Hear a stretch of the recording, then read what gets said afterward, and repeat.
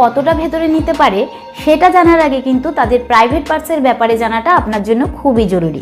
তো একটা ডায়াগ্রাম দিয়ে আমি আপনাকে বোঝানোর চেষ্টা করছি। এটা হচ্ছে মহিলাদের ভালভা এরিয়া, মানে যৌনাঙ্গের বাইরের এরিয়া। তো এই বাইরের এরিয়াতে কিন্তু দুপাশে দুটো লিপসের মতন থাকে, মানে ঠোঁটের মতন থাকে, দেখতেই পাচ্ছেন কিরকম। তো এই যে ঠোঁটের মতন রয়েছে এটা কিন্তু অনেকের লাল রঙের হয়ে থাকে, অনেকের পিঙ্ক রঙের হয়ে থাকে, অনেকের আবার কালচে রঙের হয়ে থাকে। তো এই লিপসের মতন যে রয়েছে তার ঠিক মাঝখানে একটা ছিদ্র থাকে যেটা দিয়ে সেক্স করা হয়।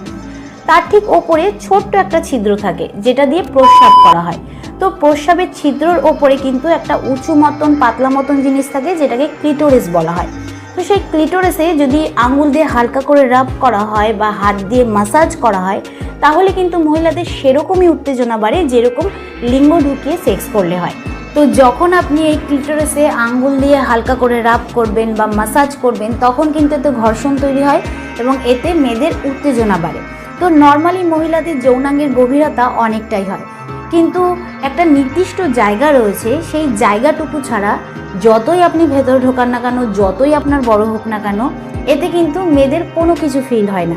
কারণ বেশি ভেতরে সার্ভিক্স থাকে, ইউট্রেস থাকে, মানে বাচ্চার থলি থাকে। তো নর্মালি আমরা কি জানি? আমরা জানি যে যত বড় হবে, যত ভেতরে ঢুকবে তত মজা, তত আনন্দ।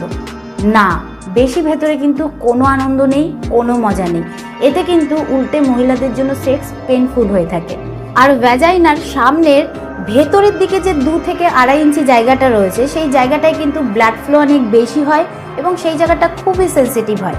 কারণ ক্লিটোরিসের যে সেন্সিটিভ নার্ভগুলো রয়েছে সেই নার্ভগুলো কিন্তু এই 2 থেকে 2.5 ইঞ্চি জায়গাটায় টাচ করে থাকে। তো সেই জন্য কিন্তু এখানে যত ভালোভাবে লিঙ্গের ঘর্ষণ হবে ততই কিন্তু মেয়েরা স্যাটিসফাই হবে, মেয়েদের উত্তেজনা বাড়বে। কিন্তু যাদের ধারণা যে লিঙ্গ বড় হলেই মেয়েদেরকে স্যাটিসফাই করা যায় তাদের এটা জেনে রাখা দরকার যে লিঙ্গের সাইজে কিন্তু কোনো প্লেজার থাকে না, কোনো মজা থাকে না। আর এই যে 2 থেকে 2.5 ইঞ্চি জায়গাটা রয়েছে সেই জায়গাটায় যদি আপনি আঙুল দিয়ে খুব ভালোভাবে ঘর্ষণ করেন বা লিঙ্গ দিয়ে ঘর্ষণ করেন বা টয় দিয়ে ঘর্ষণ করেন, আবার অনেক মহিলাদের জিভ দিয়ে ঘর্ষণ করা পছন্দ, সেটা যদি করেন তাহলে কিন্তু মহিলাদের উত্তেজনা অনেক বেশি বাড়ে। কিন্তু যদি এখন জিজ্ঞেস করেন যে মহিলাদের যৌনাঙ্গের ডেপথ কতটা, মানে গভীরতা কতটা, তাহলে বলবো যে হতে পারে সেই গভীরতা অনেকটাই, কিন্তু সেটা কিন্তু আপনার জন্য ইম্পর্টেন্ট না। সেটা কিন্তু গর্ভের মধ্যে যে বাচ্চা রয়েছে তার জন্য ইম্পর্টেন্ট, পিরিয়ডের জন্য ইম্পর্টেন্ট, ডিসচার্জের জন্য ইম্পর্টেন্ট। আপনার জন্য এটা ইম্পর্টেন্ট যে আপনি ওই 2 থেকে 2.5 ইঞ্চি জায়গাটায় কীভাবে ঘর্ষণ করছেন এবং কীরকমভাবে ঘর্ষণ করছেন। যদি আপনি সেই জায়গাটায় খুব ভালোভাবে ঘর্ষণ করতে পারেন তাহলে কিন্তু আপনার লিঙ্গ ছোট হলেও কোনো ব্যাপার না, এতেও কিন্তু আপনি একজন মহিলাকে স্যাটিসফাই করতে পারবেন, সন্তুষ্ট করতে পারবেন। কিন্তু যদি আপনার লিঙ্গের সাইজ 7 ইঞ্চি হয় বা 8 ইঞ্চি হয় আর আপনি সেই জায়গাটায় ঘর্ষণ তৈরি না করে আপনি যদি ভেতর দিকে ঢোকানোর চেষ্টা করেন তাহলে কিন্তু এতে কোনো লাভ হবে না, এতে কিন্তু ইনফেকশন ছড়াতে পারে। বাট যদি আপনি লিঙ্গ ঢুকিয়ে রোটেশন করে করার চেষ্টা করেন, মানে গোল করে ঘুরিয়ে করার চেষ্টা করেন বা সাইডগুলোতে করার চেষ্টা করেন, ওপরে করার চেষ্টা করেন, তাহলে কিন্তু আপনার সেক্স মজার হবে।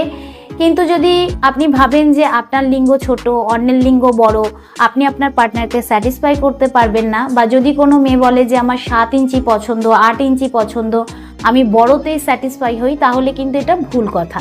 তো আপনার লিঙ্গ যদি অ্যাভারেজ সাইজের হয় তাহলে কিন্তু চিন্তা করার কোনো কারণ নেই। অ্যাভারেজ সাইজের যদি কথা বলি তাহলে একজন ছেলের লিঙ্গ দাঁড়ানোর পর 4 থেকে যদি 6 ইঞ্চি হয় তাহলে সেটা নর্মাল, আর এটা একদমই সঠিক সাইজ।